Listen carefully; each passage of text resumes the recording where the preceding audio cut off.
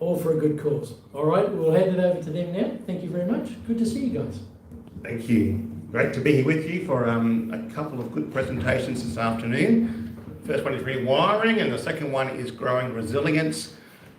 All 4 sessions I've done are sort of related. There's a lot of crossover, and I'm sure you'll see the themes coming through as we go through. Great to have Lisa here again with me.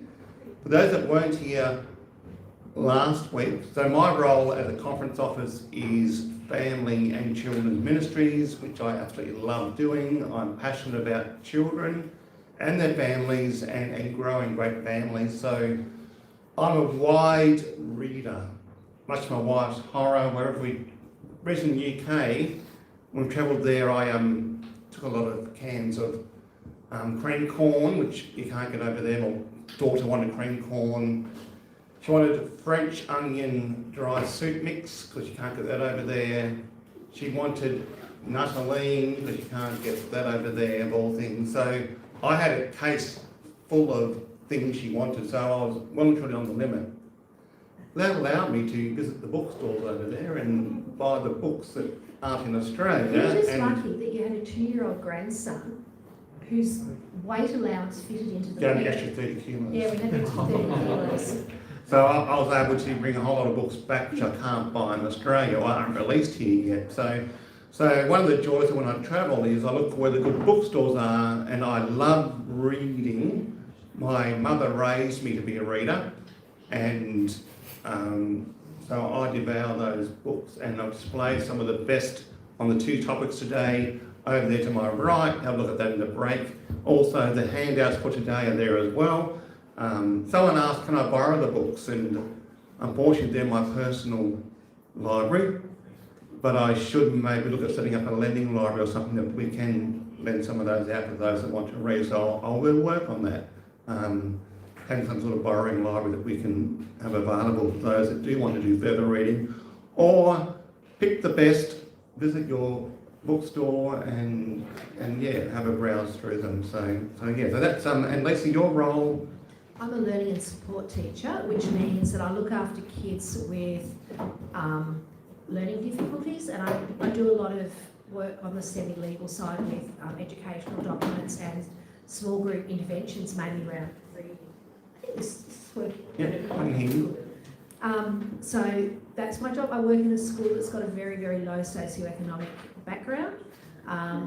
We get a lot of kids through to uni through a whole different varieties of ways, and it's with great pride that I can actually tell you that one of my ex-students, she submitted her PhD thesis this week to be, wow. She's going to be a clinical psychologist. I'm really proud of her. Yeah, so Lisa works with a lot of IUP writing, working with kids that are often on the spectrum, making sure that they have the support they need to learn the best way they can. So, rewiring. This talk, and I guess there's a lot of talk around the world now on this topic and this book, The Anxious Generation. Jonathan Haidt, early last year now, released this book, and it's taken the world by storm. In fact, the latest stats are, it's read this week, the book has sold more than 1.7 million copies. That's a lot of books that's been sold on this topic. Has been mentioned by name in school technology policies. The book influenced a social media ban for teens under 16 here in Australia. And this is something I was just reading by random, that the wife of a lawmaker read it and told her husband to read it and take action. That was the South Australian Premier's wife. This is her family, Annabelle West. So she's to thank for Australia's social media ban, whether you like it or not. Australia is the first country in the world, I think China may have some of these bans, but the first country to ban social media in all its forms, coming up very soon for those under the age of 16. I think it's mid-December or early December, this will kick in. And Annabelle West read the book and said to her husband, we knew something about this. So that's what's coming in soon. Jonathan Haidt says, my central claim in this book is that there's 2 trends. overprotection in the real world and underprotection in the virtual world are the major reasons why children born after 1995, according to what he says, became the anxious generation. And I also think too, it's not just digital devices, but they are continually exposed to social media and to news. It's on TV, it's on computers, To their a games. wide variety of devices. So a variety of devices, it's because it never stops. Yeah, it can be on 24/7. And I think you've got to combine that, and I think it's what he says here, in Australia, it's what we call the shrinking backyard. The old Australian dream was a quarter of an acre block So that's 1,000 square metres. with a hills hoist, clothesline out the back, a plum tree, sheep or two and a kangaroo. Yeah, I love my block that I have up north. We've got half an acre that my great-grandparents bought in 1926, and we bought it off my grandmother because she knew we wouldn't subdivide it. But 44 fruit trees on it, so of various varieties. Some of them are over 100 years old and still bearing fruit. The old person who knows that love persimmons, the old ones that you've got to wait till they go really soft before you eat them. Some people hate them, I love them. Planted by one of the Adventist pioneers, S.N. Haskell, who planted the trees on this property. So what I was going to say was, we had always lived on houses that had a reasonable amount of land around them. When we lived in Grafton, we had an 840 square metre block, so that was pretty good. And then we lived in Windermere Park around the lake, and that again had a fairly decent sized block. We had a little place that we lived in Bonnells Bay, but there our kids got to run up and down the street. It was a side street, so that we had the illusion of land because we had green spaces just down the road. But I think that once we moved into our land with a larger space, our kids were happier. Now I know that's not an option for all of us because we're living in a city with a big housing crisis, but if you've got little yards, I think it's very important to find your nearest green space. Where's your nearest park? Take your kids there as regularly as you can. or to the beach. Or to the beach, but get them out doing something active where they're not in the four walls of your house. Yeah. Jonathan Haidt says there's three great acts, he says, that combined, three tragic acts to create what he calls the anxious generation today. Act one, he says, was the loss of community. This happened in the, let's go back to that slide, honey, for a minute. Back, yep. So this happened in the 1950s, 1960s, 1970s. This was the beginning of what he says, where we began to move from the front porch into our houses because, number one, air conditioning was invented, and number two, the colour TV. And we began to not be on the front porch, not talking to our neighbours. We began to retreat with our family around the TV. So there'll be TV shows on like, for this dates me, The Flying Doctors and A Country Practice, wholesome family shows that would all gather around and watch. You couldn't pause it. You'd run to the bathroom or to get a snack when the ads were on and someone yelled it's on again. You'd all race back to go around the TV and watch whatever show it might be. But he says that was the beginning of loss of community. What was that too, Lisa? You want me to keep going? You keep going. Okay. The loss of unsupervised outdoor play gained momentum during the 1990s. As Lisa said, back in our growing up years, probably your growing up years, there was cricket or soccer played on the road. And Jared, we're giving all the stats, but we need to say why. Because there actually are some good reasons that we did become more watchful with our kids. So we're living more in urban areas or cities. There's a much greater population density. There are more cars on the road. So that when I You can't play cricket on the road anymore. No, Most roads. so when I was growing up in Bustleton in Western Australia, we were one block back from the beach in a really dodgy pastor's house, but there was hardly any traffic that went up and down that road, and so we could ride our bikes up and down, and we were perfectly safe. I bet if we went back there now to that very street, it would be too busy. And so even from when our son was little and we were in Warrnambool, we're on a cul-de-sac and the kids there could be out and around and just playing whatever. Now, where there was that big farm up the hill, that's been turned into a couple of hundred houses. So when we talk about having to watch our kids more, we kind of do because of the traffic, but that's where we have to make conscious changes and say, hey, can't let the kids out the front. The backyards are probably too small to have the neighbourhood kids there. Where's the nearest park? What can we do so that we're actually getting our kids outside? Yeah. So our son and daughter-in-law with Luca, they live in Morisset, they're in a duplex, they've got this tiny little backyard. It's big enough for the dog and for Luca, but nearly every day they take him to Avondale University and he gets to walk down University Drive or Boys Walk or somewhere where there's green spaces that he can run around, you know. He loves dropping sticks off the bridge to draw a green. You know, their backyard is probably from the wall to the edge of the screen. But, you know, little kids need to run. So on the university walks, Luca can run. And so that's what we need to find is where are our local parks and walks so that we can get the kids out. And if Luca doesn't get for a walk at least every second day, he's hell. Going stir crazy. But with this Act 2 was the idea that kids also need to be supervised 24/7.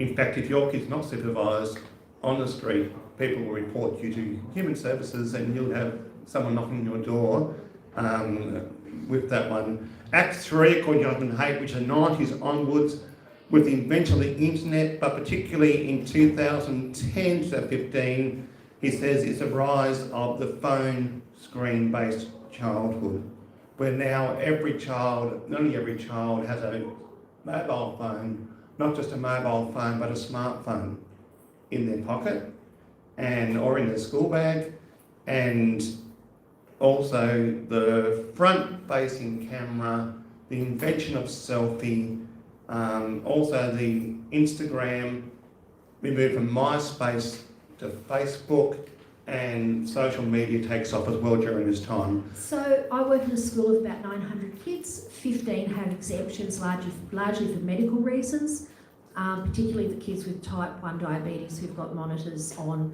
like Dexcom continuous glucose monitors.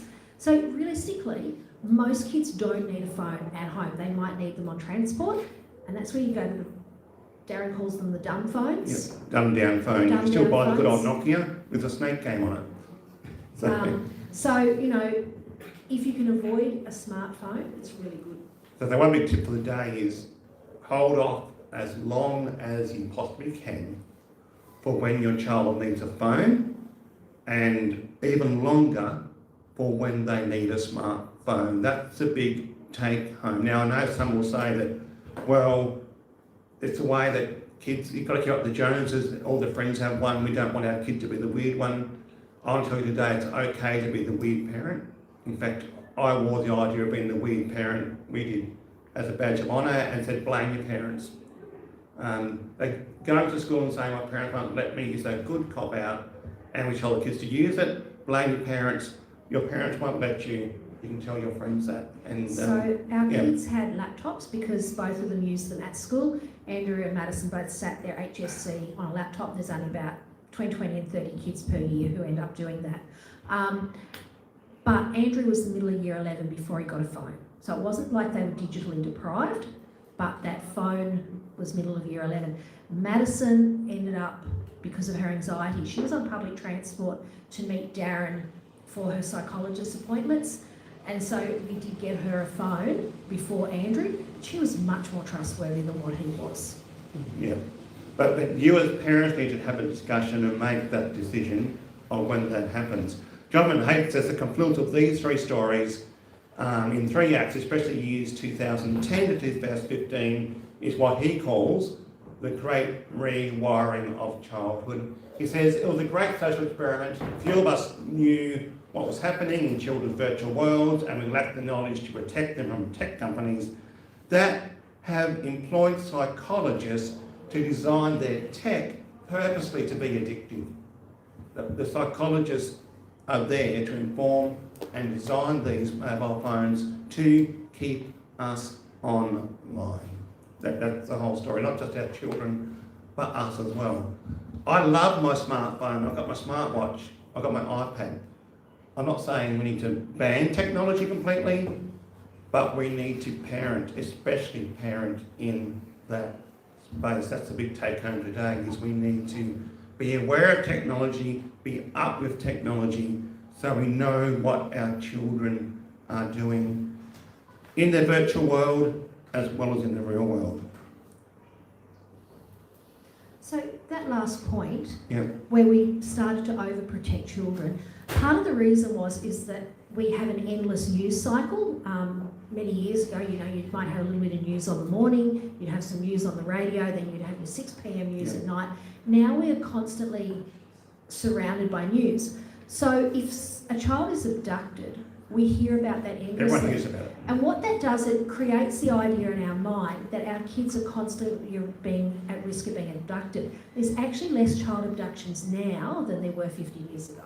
Yeah, that's what Kate says in the book. There are a lot less. We're actually safer than ever.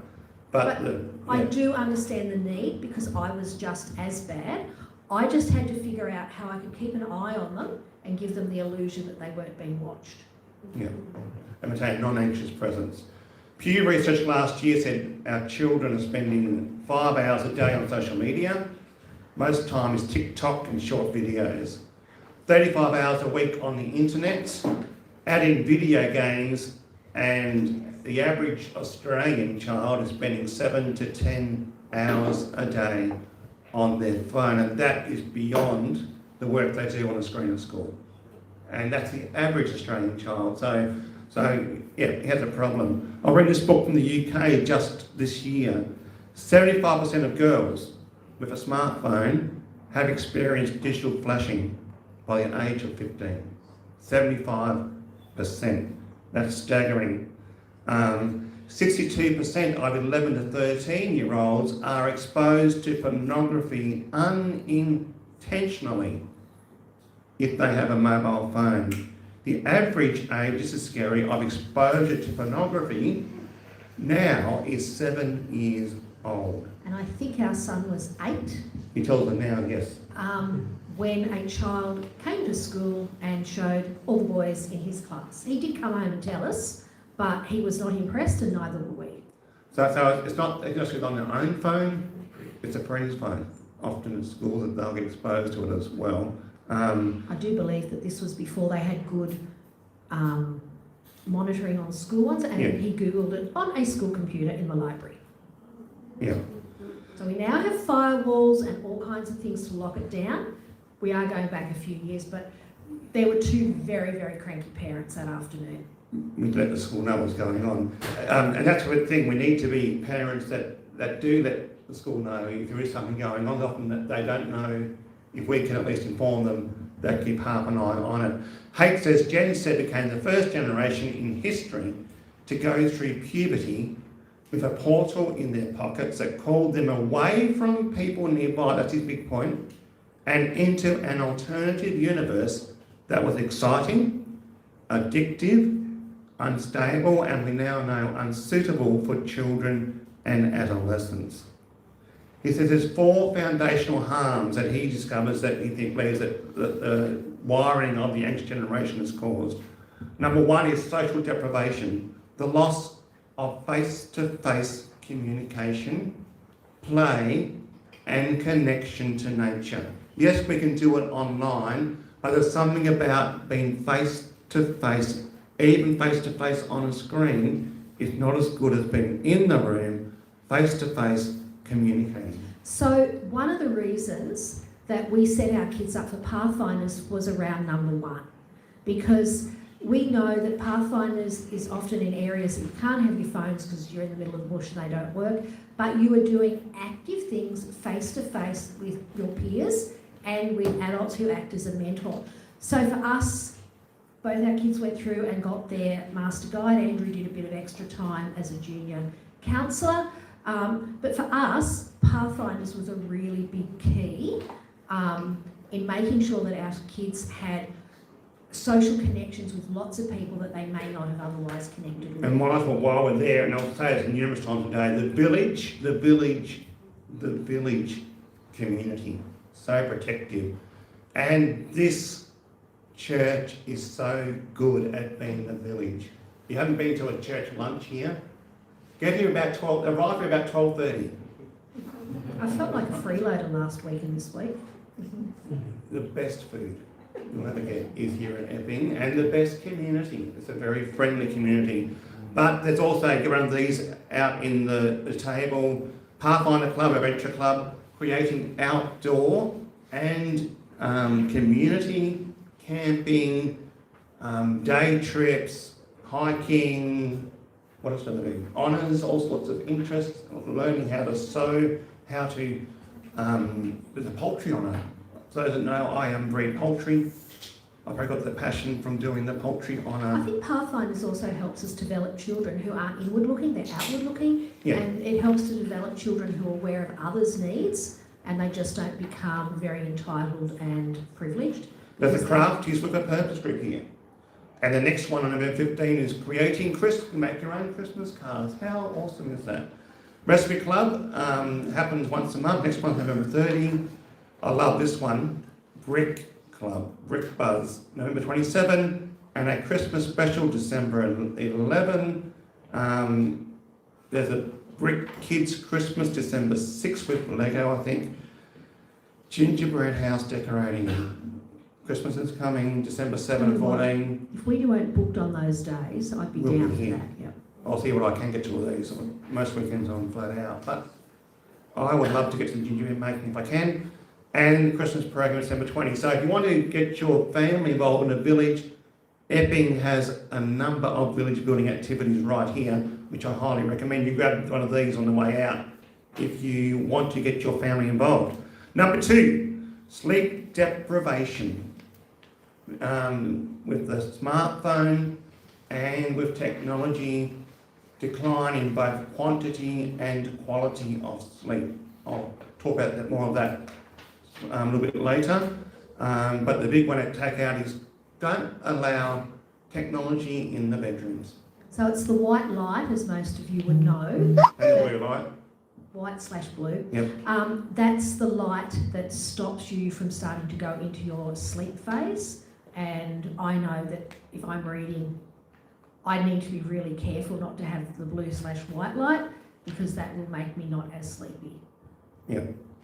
Number 3 is what he calls attention fragmentation, with the idea that our children are flicking from screen to screen and from app to app, and from a game they can be talking, they can be doing their homework, they can have 5 different apps or things they're doing at once, and it fragments the attention so that your child cannot concentrate deeply on one activity for long. And teachers see in the classrooms now where children are able to actually get into the deep learning easily because their attention, in talking with the teacher, their attention is fragmented. Anyone want to say about that? I'm not saying anything, no. It's actually a real problem.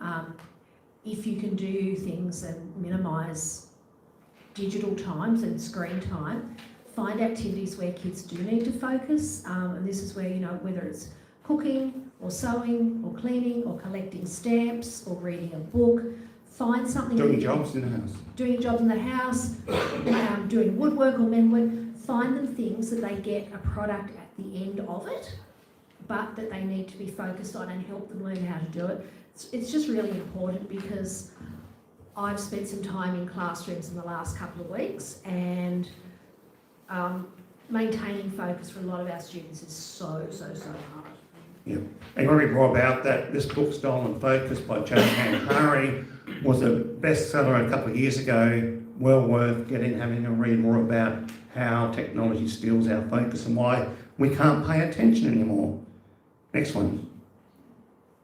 Number 4 is addiction. I have a booklet over there written on addiction, which you can grab today as well as an extra. Addiction is and also one on the upcoming ban, How to Parent, with the upcoming social media ban coming up. There's a book on parenting in that space and how to prepare your children for when it hits, which is going to be very soon.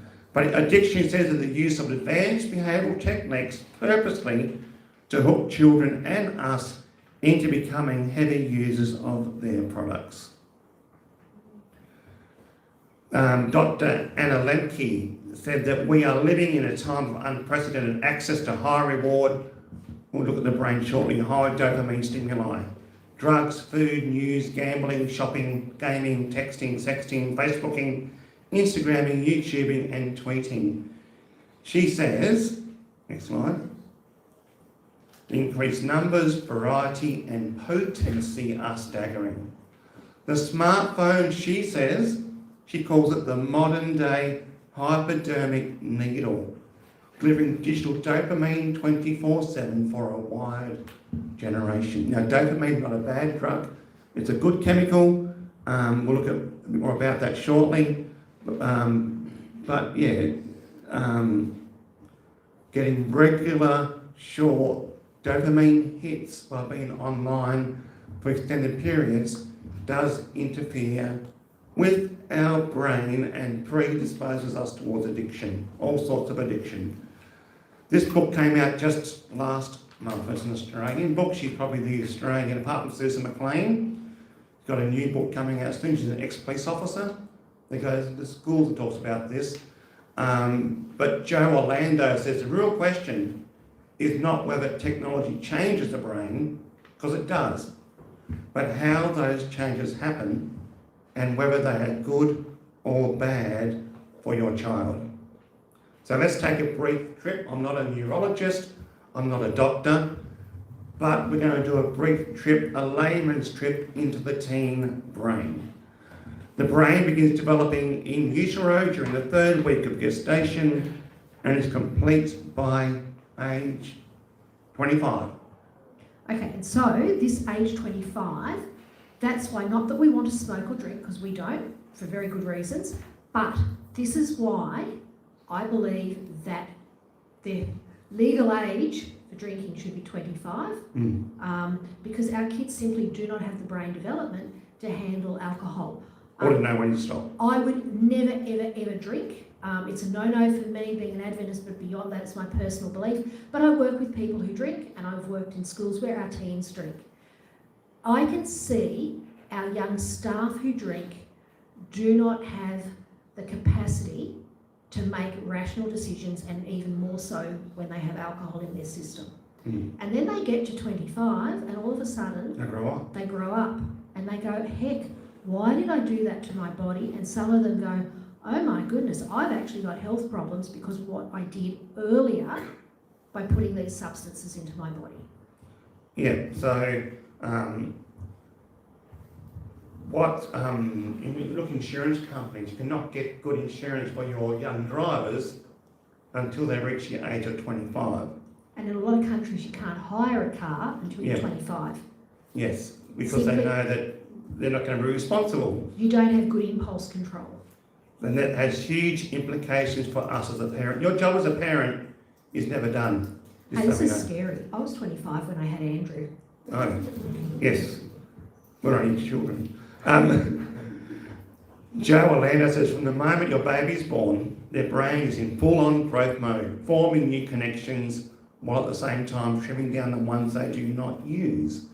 This process is called neuroplasticity, is how your kids learn to talk, walk, solve problems and interact with the world. And the good news is that our brains are plastic, neuroplastic, but as we get older, the ability to rewire or change the brain slows down. It's a lot harder than in the first few years. So think of it like gardening. So it's why we need to teach our kids good habits before that pruning starts to occur, because there's greater brain capacity to put those good habits into place. Once they're older, it's a lot harder. Yeah, and also I like the term variety, balance and moderation, including in the tech space, is the way to grow a healthy brain more than anything else. Joe Lowndes said, think of it like gardening. New pathways grow like fresh branches and unused ones get pruned away to make there room for stronger, healthier connections. Over time, This helps your teen's brain work more efficiently. So that's why once the pruning happens, we often become more efficient at problem solving. Yeah. So the whole idea of the brain is to grow up from a child brain into an adult brain, but in that process to make it more and more efficient as the process goes. Orlando says everyday activities play a huge role in shaping brain pathways. This is why we want to minimise screen use, especially in those 0 to 5 years old. In fact, 0 to 2, they should say there are no screens at all for our children if you can help it. Our kids are talking and reading, they build strong language skills. Active play boosts motor skills and spatial awareness. Social interaction strengthens emotional intelligence.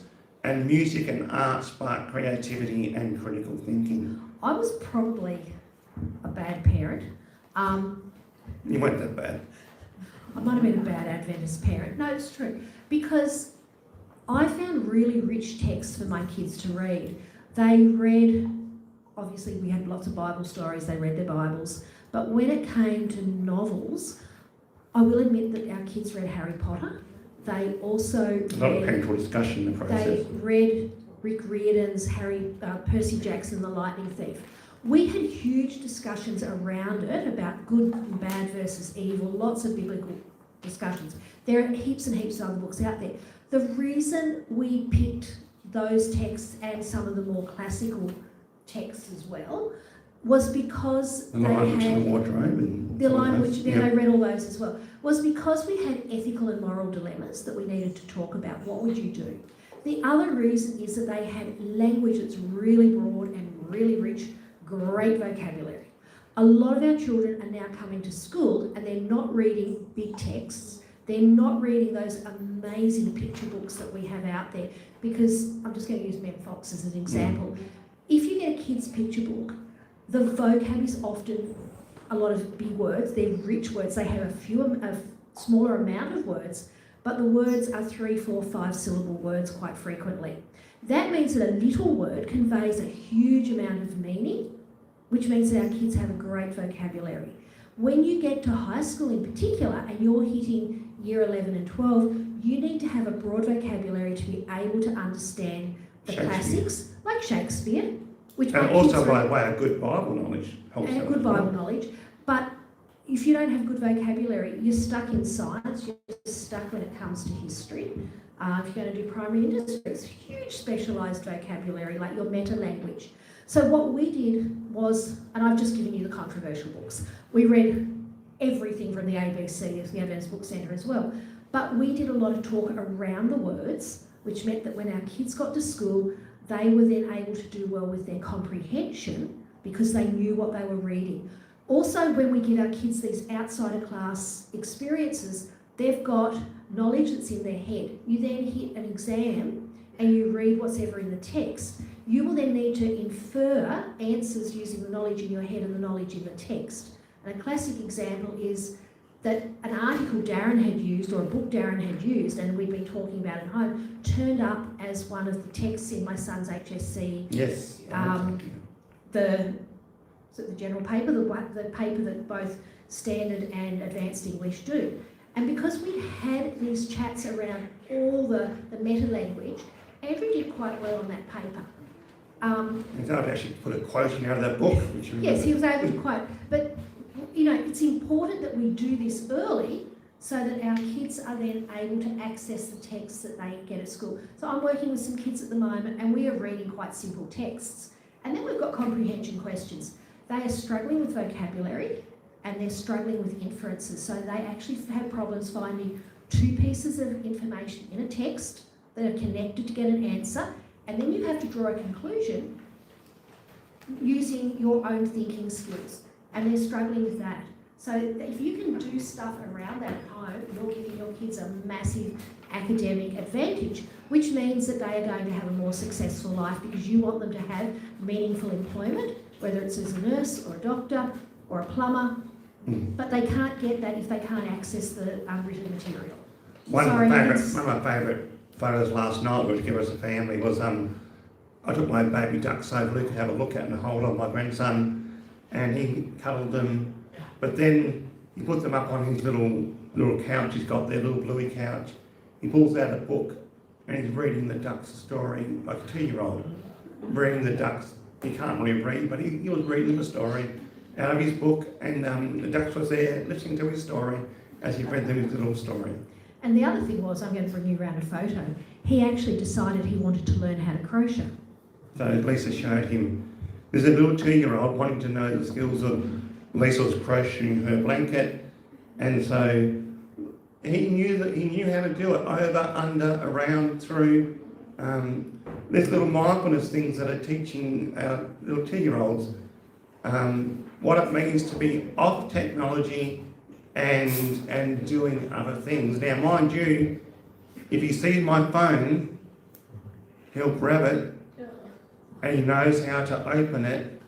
And for his favourite game, a game called Buses, he'll go and find that. He knows how to do it. But I keep my phone in my pocket so that he knows in my pocket, he tries to get it out by saying, no, later. I want you to do these mindfulness, these non-screen activities first before he's on a screen. So variety, balance and moderation is key. The brain grows more slowly to 90% of its size by the age of 11. Neurons, synapses connected and pathways have been made. They become increasingly hardwired. The saying, use it or lose it, in this case, is the same when it comes to the brain. We want to develop a healthy brain and use a wide variety of experiences to help grow that healthy brain. Robin Goberle is a mental health and neuroscience expert, says developing at the same time, it involves constellations in our brain. She calls neural nets, patterns of neurons that fire at the same time. She says, I like to think of it as constellations. There are billions of stars and billions of neurons. Some stars are linked together to form constellations like stars. Some are in more than one constellation and some are with neurons. That's how she describes the brain. And what she says is, when your child has an experience, whether online or offline, their brain lights up in a particular pattern of neurons. If the experience is repeated enough times, those neurons wire together and eventually they create a neuron net. Big take-home point, neurons that wire together, fire together, for better or worse. So this is why we need to provide experience for our children that give them positive feelings. Yeah. So Pathfinders, feeling loved and safe. Feeling loved and safe with mum, dad, grandparents, aunties and uncles. Element of safe risk. Element of safe risk. So that's like going on the wires rope. Yeah. Because it's risky, but you're learning to trust yourself. Or some of the activities at camp or even those that went. Yeah. And then there's the things of perseverance that they get at the end of it. So Luca thinks he's crocheted a blanket. He hasn't, but he thinks he has. But he's getting that really positive sense of, you know, Lily and Papa and, you know, Mum and Dad and Granddad and Mama, we're all going, oh, yay, Luca. And so he's going, oh, I'm trying, I'm doing this, I'm achieving. And so he's getting that feeling of success. We want our kids to be having that feeling of success so that they are then game to tackle bigger challenges as they go through life. Okay, the next thing I'm going to talk about is myelin. As the child begins to grow, myelin wraps itself around the nerves that create the brake side of the autonomic nervous system and helps the brakes in the brain work better and faster. Here's a key. For a child well attached to caregivers, that's their parents and grandparents, and the village, more myelin growth occurs, meaning more regulation and a wider window of stress tolerance. In other words, resilience. We'll talk about next session as well. During the teenage years, another massive synaptic pruning occurs as the child brain begins to form into the adult brain to become more efficient. Why is a teenage brain vulnerable? We talk about the myelin. White matter grows like a sheep around the axons and neurons. For adolescents, this means that the pruning down of existing neurons and the laying down of myelin sheaths connecting the remaining linked neurons. So we need to look after our brains at this point in time, because that's when the myelin starts to go from being thin to thicker. Yeah. And if we're not looking after it, then it doesn't happen so well. No, and as I said, the braking system is not as well developed. So by braking system, you mean self-regulation? Yeah, so know when they can get off lines and know when they've had enough of whatever. So it's impulse control. Yeah, impulse control, which is not good in the teenage years anyway, but well-attached, well-connected, well-developed brain is more likely to do better. Okay, and so these kids, with everything you've talked about, they will then develop better Impulse control. better impulse control and better focus, because they've got the support around them to keep them safe while they're learning to do it. The village. Melatonin is a neurotransmitter that regulates sleep-wake cycle. This is also especially a teenage neurotransmitter. Once puberty begins, melatonin release declines in teenagers. That's why your teenager or your child that slept well, reaches teenage years, suddenly sleep goes out the window. Add in social media use, gaming, and we have a parenting storm in the making. Dopamine is what I was talking earlier. That's a feel-good chemical. It's good. It makes us want to do things like eat food and drink, and also seek social acceptance, motivates us to get up and do things. Dopamine also fires a response when we are in danger. So dopamine is necessary, it is good. Once we get a reward, serotonin is released, feeling of satisfaction, and during teenage years, dopamine levels are at their highest. And so this is probably why sports and athletic physical activities are really important for teenagers. Yeah, got to get that natural dopamine hit. And it's not a fire. It's more in a village, it's more in a team sport, which is different to being online gaming where they're getting dopamine hits constantly. So with like exercise, it's released at the end or during it, but it's released slowly rather than massive hits of it that makes you keep grasping for that high. Yeah, that's correct. Storm codes would be another thing that would help with that. Very much so. Getting involved in service and serving the community gives them a natural high of satisfaction. They're outdoors, they're serving, they're in the blue and green, all those things. And with a village, all very helpful and protective. So here's the thing with dopamine. Hours of scrolling through videos or playing intense online games floods the brain with tiny, frequent dopamine hits. Over time, this can make it harder for your teen to focus on slower activities like reading or schoolwork. So as a teacher, I can see that our kids have lost the ability to focus. They don't like what I call a hard jacker. So if you get a question that requires some processing, where you have to compare and contrast, you might have to draw a table to put things in, to then draw a conclusion, to then write a short or extended response. They don't want to do it because it takes too much time and they're not getting the dopamine hits. So it's important we manage that, because you can't express your knowledge if you haven't got the ability to focus, to be able to deconstruct a text, to draw the inferences, to be able to compare and contrast, to say, this is what I've learned and this is why it's important and this is the implication of this particular, the passage. So, you're looking at history and we might be looking at the Vietnamese War, and you might have to analyse where things went really wrong for the Australians and the Americans. Our kids aren't focused and they can't actually go through the research papers to identify the key points that they need to put together a cohesive, discursive or discussion essay. So you just end up asking AI to do it for you. Yeah, and then you get busted. Yeah. I know this very well because in our extended family there are 3 university lecturers. Yeah, and then last night talking about AI, and there's good points, also has challenging points. So we're talking about serotonin. We should fess up. Our daughter-in-law is actually doing her master's thesis on AI in a university setting at the moment. Yeah, so she's talking about it flat out.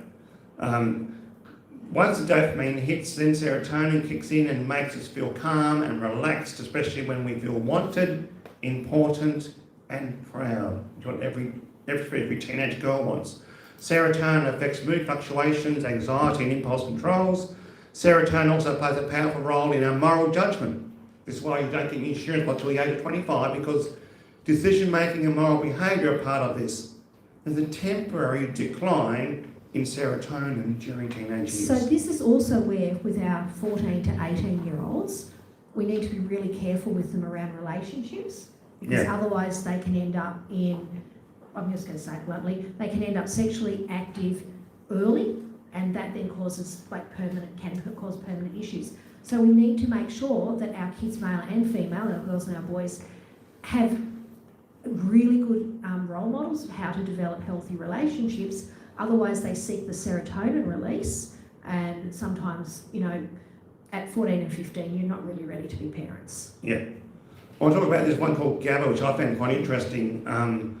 Is a gamma amnio, and I can't pronounce this well, amniobutyric acid. You've done chemistry, you know this. That is the inhibitor or braking system in the brain at this time.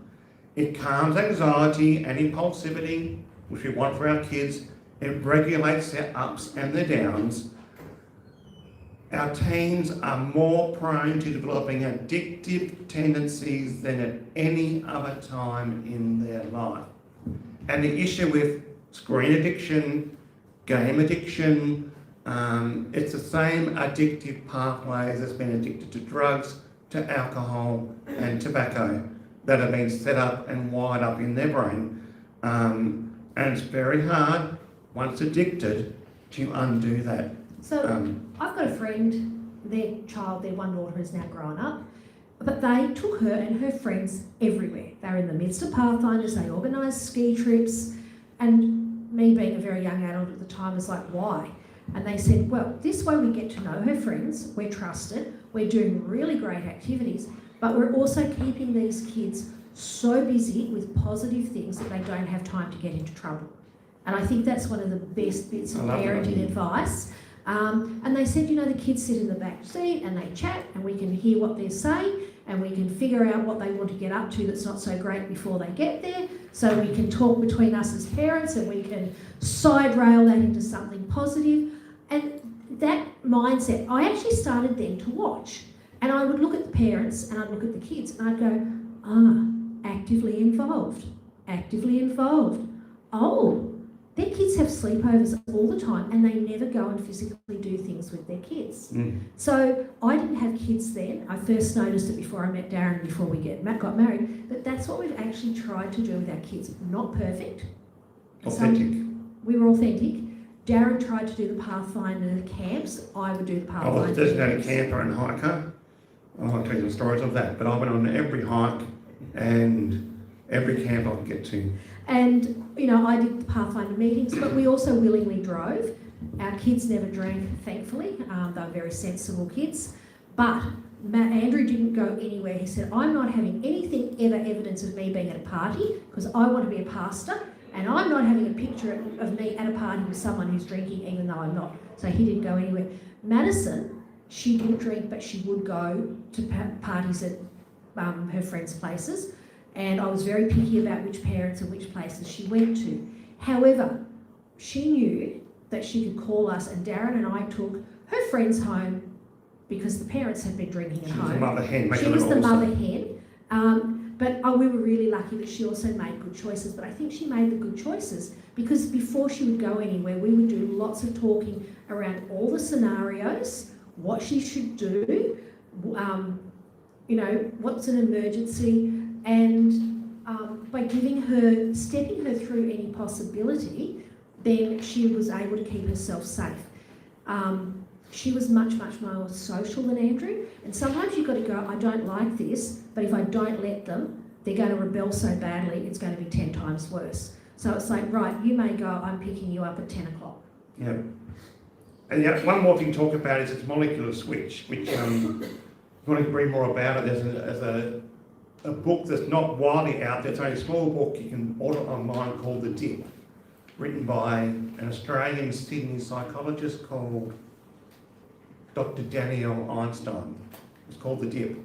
And she writes about this molecular switch. Now, what Dr. Einstein, a good name for her to have, by the way, for a psychologist. Was she Sydney or Macquarie, or she's one of the... She's Sydney. Sydney, yeah. I actually reviewed her book for her, which then got published in one of the local papers, which I thought, oh wow, I didn't even mean for that to get there, but it did. But she talks about this delta phos-B, a sustained molecular switch for addiction. It's a regulatory protein that affects the plasticity of our brain. You can't measure it unless you're dead. So in other words, they can only measure it in the brain once you're dead. But what they've discovered is that once it's switched on in the brain, it remains for a while and doesn't go away easily. So by a while, what do you mean? Years? No, but what this, well, it says it's there for months and months. But what they're saying is that this is where the idea, a big take-home point, for every 1 hour online, 2 hours offline, and preferably outdoors in the blue and green, helps to reset those addictive pathways in the brain. So that was very interesting. Also understand that weaker critical thinking skills. If your team spends most of their free time passively, this is a big word too, passively consuming rather than creating online content, instead of reading, problem solving, or hearing meaningful conversations and participating in those, it can block their ability to think deeply and creatively. And so what I was saying earlier, probably the words I should have used is, our kids now have weaker critical thinking skills because of this, and we need to change what we're doing so that they continue to have those really sharp critical skills. Yeah. And I'm going to go to a whole lot of graphs shortly, fast, but we're going to run out of time otherwise.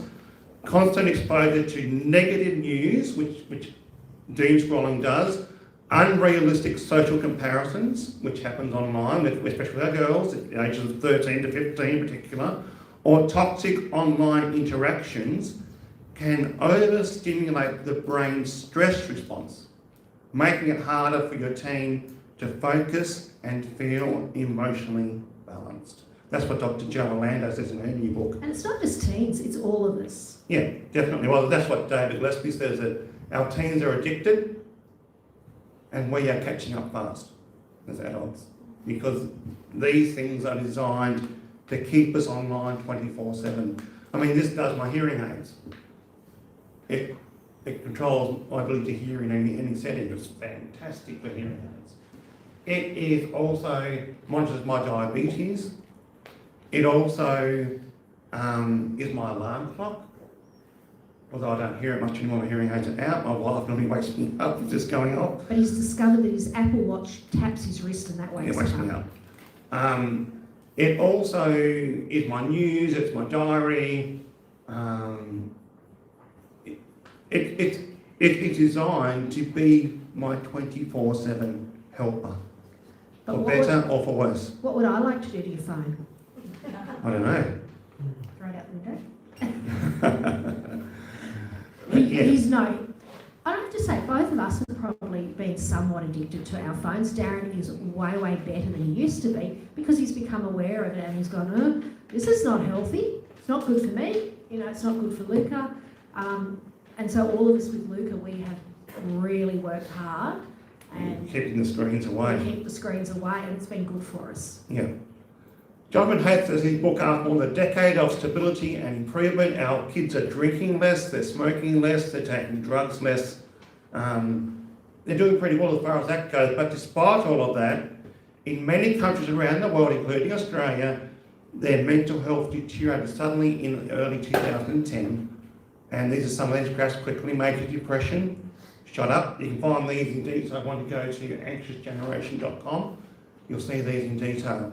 For about the year 2010, 2012 is the key.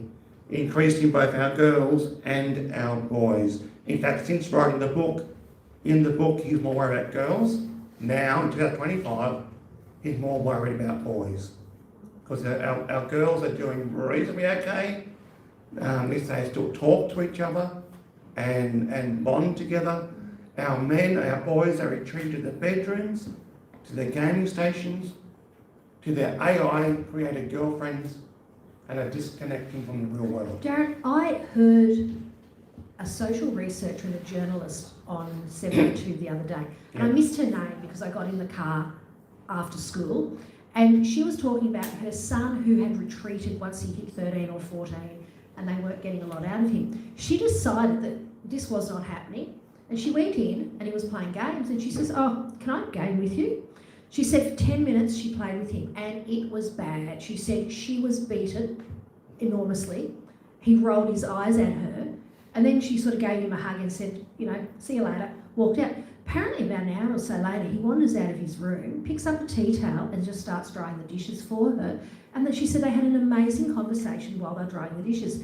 And she said to everyone on the radio, this shows that these little bits of intentional parenting connection have long-term impacts. Yep. And I'm like, whoa, that's going to fit in right with what we're doing today.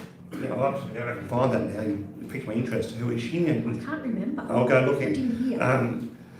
Anxiety has gone off the scale, particularly with our girls, since about the year 2010, 2015, next one. Meet up with friends daily has face-to-face has decreased significantly, especially since the year 2010, next one. Teens who get less than 7 hours of sleep per night for both boys and girls is now an issue. After an hour online, depression increases.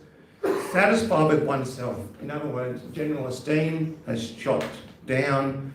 Young people who struggle to find meaning in life has shot up, all since the year 2010. Now, the critics say this is moral panic, and there is correlation research, not causation research. He says, yes, there's some truth to that, but Haight keeps doing the research, and he says that if it wasn't mobile phone and social technology and the retreat off the streets and independent play, he says, and tell me what it was. And why it happened at the same time in America, in Australia, in the UK, in most Western worlds where those mobile phones hit our kids' pockets at about the same time. So if you go to anxiousgeneration.com or to his Substack, he keeps on putting the evidence he's finding there. He says, there's a God-shaped hole in every human heart. If it doesn't get filled with something noble and elevated, modern society will quickly pump it full of garbage. He says there's 4 cultural norms that he wants to see happen, and Australia's already in front of this. USA is just starting to catch up now, and other countries. Number 1, no smartphones before high school. Hold off as long as you can. If they need a phone for safety, get them something that is not a smartphone. One that does not have internet connectivity. Yeah. We'll jump through this one because it's in your booklet. Number 2, this is about to kick in December. No social media before the age of 16. Let kids get through the most vulnerable period of brain development, or most of it, before connecting to a fire hose or social comparison and algorithmically chosen influences. Number 3, this is already here in Australia pretty well. Phone-free schools. Want to talk about that one, Lisa? You're a teacher, on the teacher end of it? It's probably why I'm partly in a bad mood. Just have wake of it. We have a school that's generally really good with phones. This week, every second kid has had some technological device out, and they've all been refusing to put it away. I do not know what is going on, but they're grumpy with each other. They are not learning. They are not in class, and just realistically, they shouldn't have their phones. They don't need it. It is doing nothing for their learning. And when our kids do have their phones away, and in general my school is excellent with kids having their phones in their bags, they don't have pouches. We've got 15 kids in the whole school with exemptions, generally because of type 1 diabetes. It's great. So when phones are away, kids play on the oval more, they talk more, They go to the library and read more. Their concentration in class is better. Bullying is way, way down. And we don't have all the drama that takes up wellbeing and the deputies' times. It is just so important to make sure that your kids know how to manage their phone if they really, really do need one. And if I had kids on trains and public transport, my kids would be having a phone too. But, you know, when we first had phones, the phone policy come in, our school went from having fights probably once a week with the whole school called onto the quad for an assembly, because if there's a fight at our school, there's a particular song that's played on the PA and we all know what that means, and then you go down and we're all in trouble and we have to sit there for the rest of the lesson or the rest of the lunch period. That's not healthy. So, as I said, it's really important. The difference in schools around learning and kids' wellbeing is much better when we don't have phones. That's the teacher's Sorry, perspective. I've been long-winded there. And the fourth one was far more unsupervised play and childhood independence. We need to find safe ways. Like I saw a friend of mine, I actually had to go across to a school and check an incubator that had been turned off. I do chicken hatches in schools. And so he dropped me off at the school because we were out the other side of Sydney. I got across there and did the check of the eggs, hopped on a train and went back across to where he was, my good mate Richie, and he picked up his girls from school, preschool, and they were all, parents were talking together in one section while the kids were playing together, and for a good hour after school. Yes, I was there, they were whipping cooee, but the kids were on the equipment, playing together independently while the children talked. So in other words, the kids were negotiating their own rules. Yes. They were solving their own solving their own problems, and they were not having to rely on their parents to intervene. So in other words, the kids were developing skills they needed for a successful life. Yeah, and resilience we'll talk about next section. But unsupervised play and childhood independence are key qualities, hates that we need to bring back in today's world. The main reason he says why the phone-based child is so harmful is because it pushes aside everything else. Smartphones are experience blockers. And that's a big take-home point from that as well. I think last week we said that it's really important for during kids' school holidays, you don't have to do things every day to plan, like over your summer holidays, to plan 3 or 4 experience days where you go out and do it. You can have little experiences at home, the local park, the local pool, but pick a couple of days where you do big things that can be memory makers, like go to the zoo, go to the aquarium, find some of the walks around Sydney Harbour that are free to do. Where did we go? Around, What was the suburb? can't remember. Piedmont, was it? No. Look, around Sydney Foreshore, there are some amazing walks. They're all free. There's one on this side of the harbour, and it's got a pool that's free to use. Halfway through, yeah. And we did that. It took us about 3 hours. We found a cafe halfway through and had lunch. And I think it cost us about $20 a person by the time we'd had something to eat, maybe $30. But, you know, we paid for a ferry, we paid a bit of petrol, and it was a really, really good day. But we were outdoors in the city. Blue and green, as we walked around the harbour, and that was one of the little things. And I'm like, we need to do this. So with my daughter-in-law's parents, Neil and Andrea Thompson, we do experiences most long weekends, and we do something during nearly every school holidays that involves walking. And the feelings of togetherness, the mental health benefits, I just can't think highly enough of those. And we did things, but we hadn't done a lot of that type of stuff till Andrew and Michaela got together and then got married. Nowadays, it's become one of the highlights of our life is choosing where we're going to walk and what we're actually going to experience. Yeah. And also, finally, allowing our kids to be bored. When our children come to me and say they're bored, and to this day I'll say, Dad will say, that's fantastic. Awesome, you're allowed to be bored, see you later. No, TV's off, no, you're not gaming. Our kids need to be bored so the brain can go into its off switch and allow processing, allow creativity, allow time to de-stress, the brain does need those breaks. And in an online world, the brain doesn't get to switch off and go into that boredom mode. So when they are bored, that's when they do art, it's when they draw, it's when they learn to sew, it's when they get the Lego out, it's when they lie on the bed and read that great big classical novel. It allows their brains to reset, and so I can't speak highly enough of it. So around our activity days, I would plan 2 or 3 days of boredom. And our kids will now tell you that they really appreciate the fact that they had that space, that they were not constantly programmed. Just as Kate said, the conversation also needs to now turn to AI. This is not in the book, but it says we are at a tipping point right now. It says, hey, AI is going to take all the pathways of harm from social media and multiply them. And he says 72% of teens today say they've used an AI companion, and a third of users said this week they've chosen to talk about serious matters with an AI companion, for better or for worse, instead of real people, according to a 2025 Common Sense Media report. So in the last few minutes, quick before we have a break, we're going to race through 12 ways to parent in the digital age. Let's go.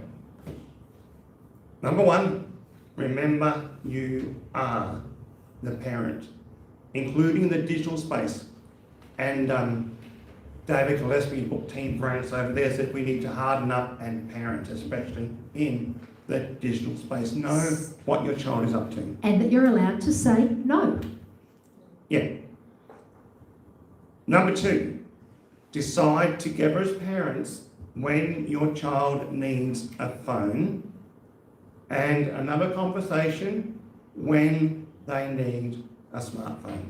So I said right along, hold off on the smartphone as long as you can, and don't let Uncle James or Auntie Gina give them their hand-me-down You're phone. picking on my siblings. Oh, sorry, I'll say my siblings. Watch family members who want to give their old device to your children. It's a lovely gesture. Say yes, thank you, but no, thank you. But yeah, decide when they need a phone. Number 3, aim for reasonable use. We're not saying ban tech, but come up with a tech agreement together, which is a living document which you're renegotiating as your child grows. So if you have a child who does need a phone at a relatively young age, because that happens. Some do. Some do. Well, there's good reasons why. Good reasons why. You might have the rule in your family that when they walk in the front door, the phone goes to mum and dad and they don't get it back till they leave for school the next day. Number 4, set tech-free zones and times. For example, now before bedtime, I'll say we want you off screens, off technology, and now when we go to sleep, allowing your sleep cycle to kick in. Meal times, we ban technology. Car travel, we ban technology because it's an ideal time to talk. Car travel, come on. Depends how long it is. Yeah. On the way to school, you don't need it. We're not doing an 8-hour trip without. But a trip down to Sydney is a good time to talk to my daughter. Yeah. So, yeah. But 24-hour trip to UK with a 2-year-old.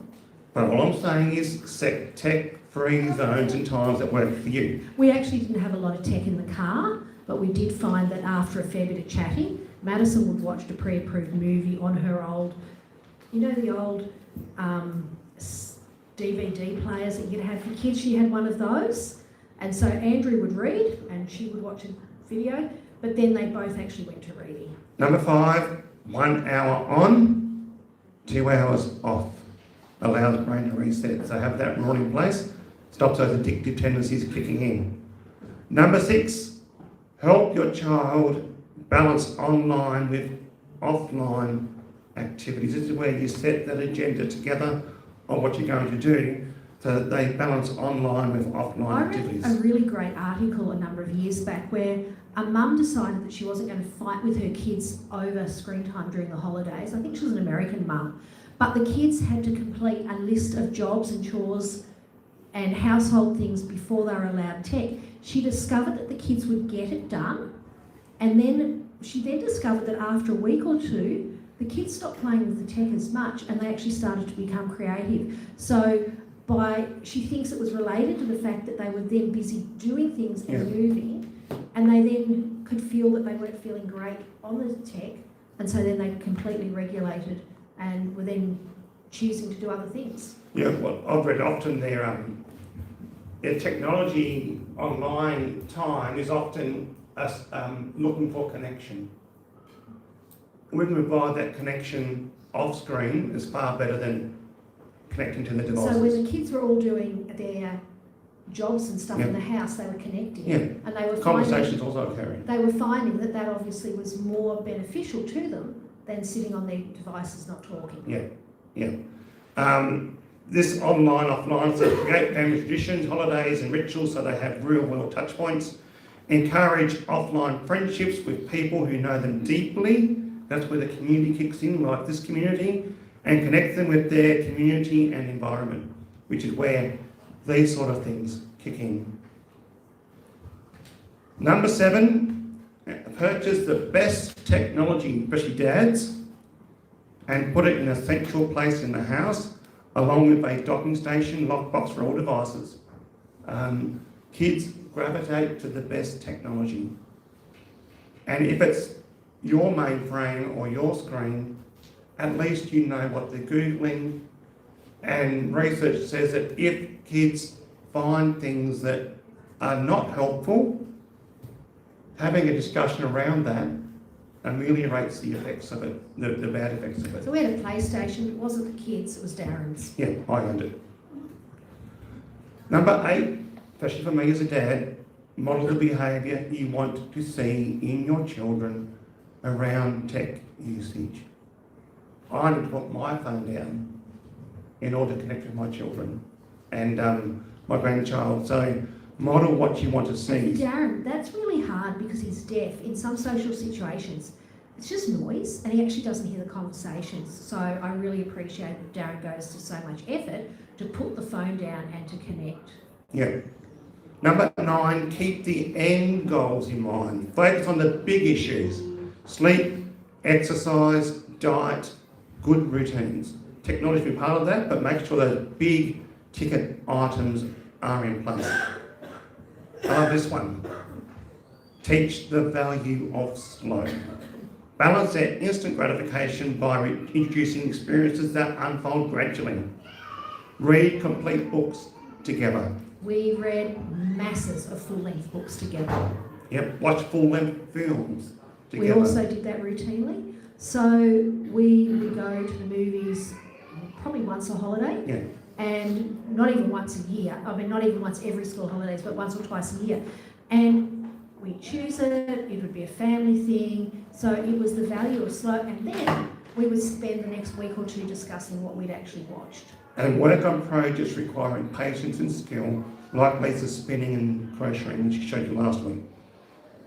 Number 11, help your child develop a healthy media diet. Balance, variety and moderation is key.